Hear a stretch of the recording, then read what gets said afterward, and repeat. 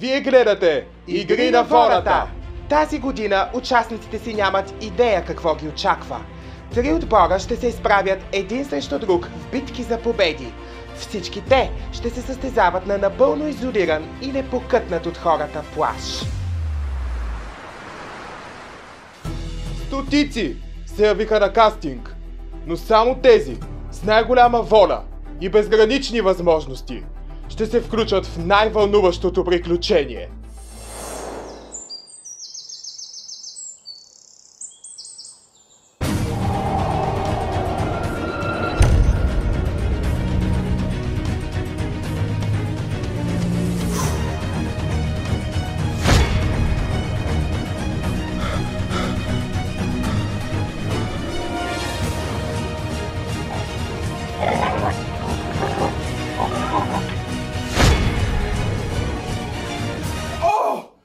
Кръста ми се щупи заради вас, бе, джо...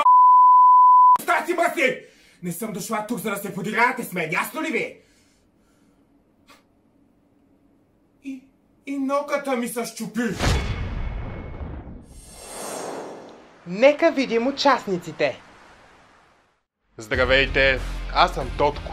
Супер амбициозен млад човек. Всички ще ги размажа в игрите. Занимавам се с интернет и фитнес.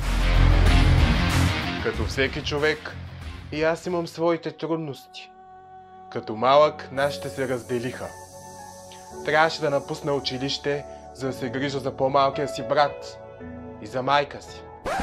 Чакайте малко. Родителите ми се разделиха, ама преди 2 години, когато бях на 25. И не съм прекъсвал училище, просто 1 година щях да повтарям.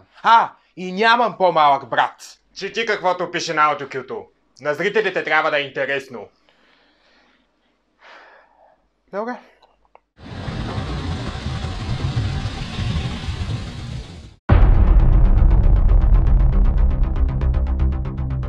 Шимпанзета! Буздугани! Добре дошли на арената! Сила и жест!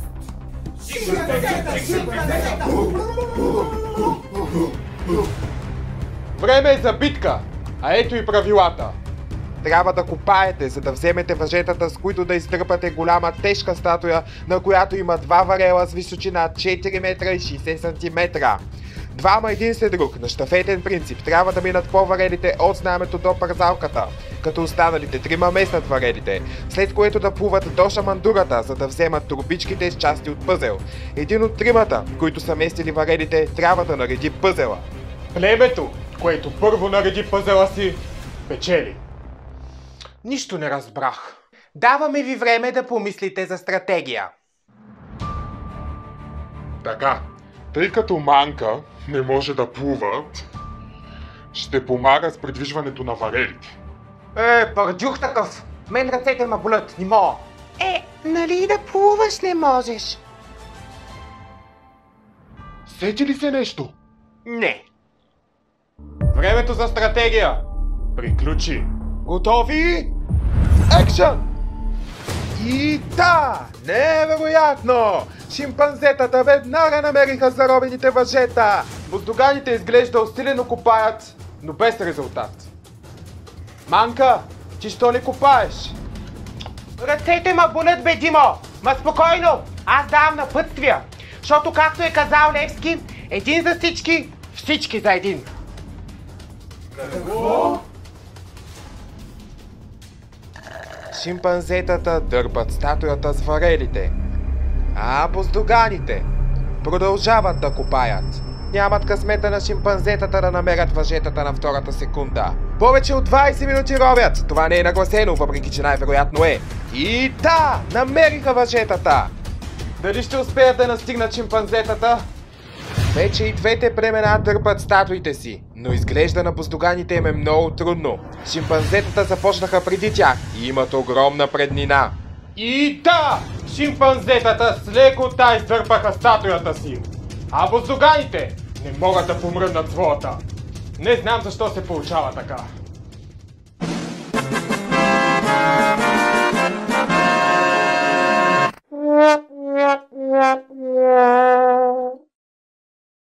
Невероятно! Вижте какво прави Паунка! И нейните съотборници колко бързо местят варелите, които са 4 метра и 60 сантиметра.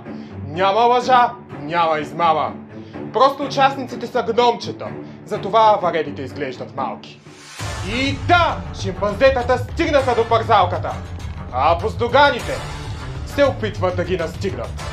Манка се придвижва по варелите. Айде по-бързо, бе, бавняри! Палунка е до шамандурата, взима турбичката с части от пъзел. Йо чудо, Манка се парзала. Заклещих се! Страхотно заклещване за Манка. Тотко и Наню, може да й помогнете. Буздуганите са го закъсали. Буквално.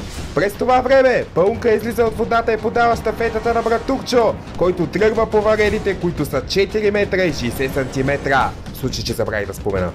Тотко и Наню се опитва да отклещат Манка. Леш, педи! Ай по-бързо, че се задуших тука! И да, Манка е отклещена. Сега трябва да плува до шамандурата. Ще успея да преплувам разстоянието. Аз съм Акваманка, русалка от H2O, морска стихия, родена за пловкиня. Крампа! Крампа! Лекар на терен!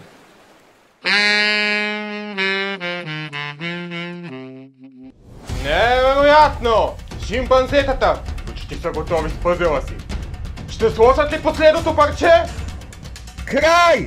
Битката приключи! Шимпанзетата печелят! Нямаше подходяща позиция за мене в тия игри. Ма те, между другото, нарочно ме слагат на такива гадни позиции, после да кажа, че съм слабо звено.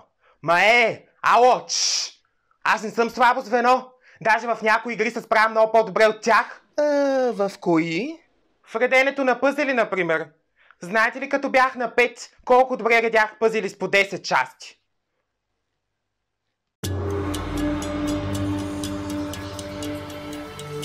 Буздугани, отново сте на съвет. Какво се случва? Манка се случва. Манка не е виновна за грешната ви стратегия. Кого ще пратите на елиминационна битка?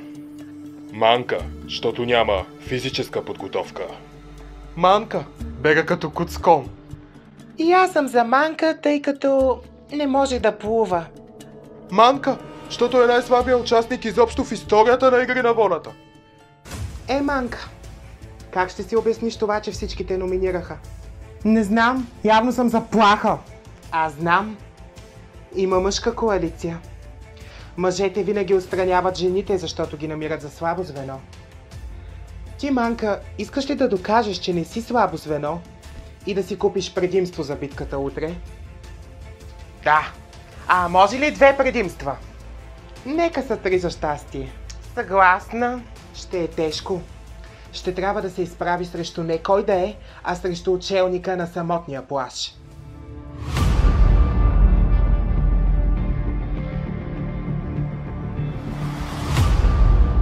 Пълнен съм с енергия, защото днес ми е щастлив ден.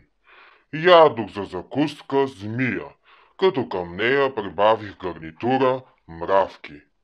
Вече почти от месец ям каквото си намеря около плажа. И готови сме! Може да се връщаме в хотела. О, супер! Сега се наям с наденици! Манка или Съпчо, кой ще победи в тази битка за равновесие на понитата?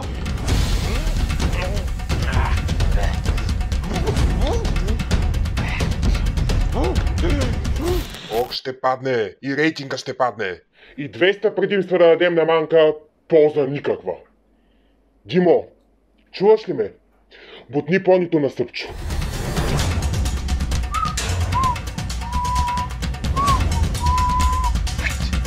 Битката приключи! Манка печели! Съпчо, колко време прекара на самотния плаж като учелник? 1 месец. 1 месец. Но се провали. Грандиозно. Остави една жена да те победи. Грациозно. Автобусът за Каспичан те очаква. Манка, въпреки пренатоварването от вчерашната битка и контузията, ти успя да размажеш противника си и да спечелиш нови 200 гроша. Вземи ги! Твои са! Територията те очаква. Това горнище ще ти трябва ли? Спечелих! Опа! Забравих, че кръка ми е крампиран. Ау! Ау! Спечелих! Манка! Тя се върна. Димо, спъни противника на Манка.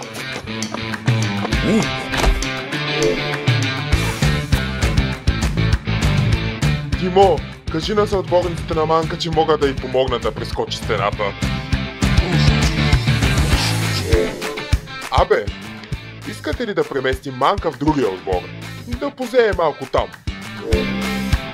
Виснали са ти Дениси!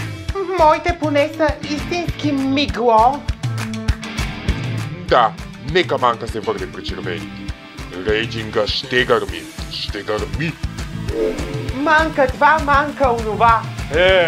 Аз съм най-добра от всичките ви, уе! Това, че вие не може да спечелите нито веднъж, ще е ваш проблем. Защото аз вече няколко пъти да не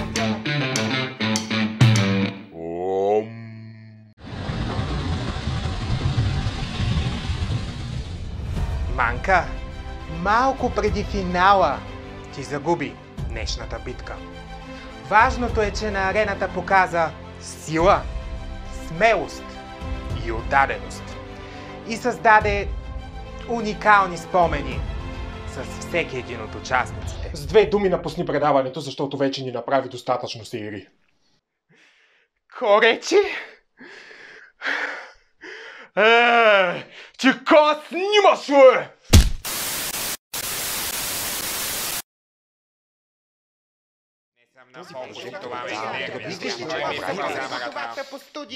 Добре, така, готови ли сме? Камера, Работи. звук, Работи. започваме след 3, 2, начало! Здравейте, аз съм Тотко, участник в трети сезон на Игри на волята. Влизам в All Star сезона, за да го спечеля. Как ще реагираш, ако ти кажем, че Манка от твоя сезон ще участва и в този? Добри сте. Но няма да се фана. Няма шанс да участва. Тя милата беше толкова некадърна. Няма да участва. Нали? Нека продължим. Не, чакайте малко. Първо ми кажете, че няма да участва. Невъзможно е да участва. Няма да участва. Нали?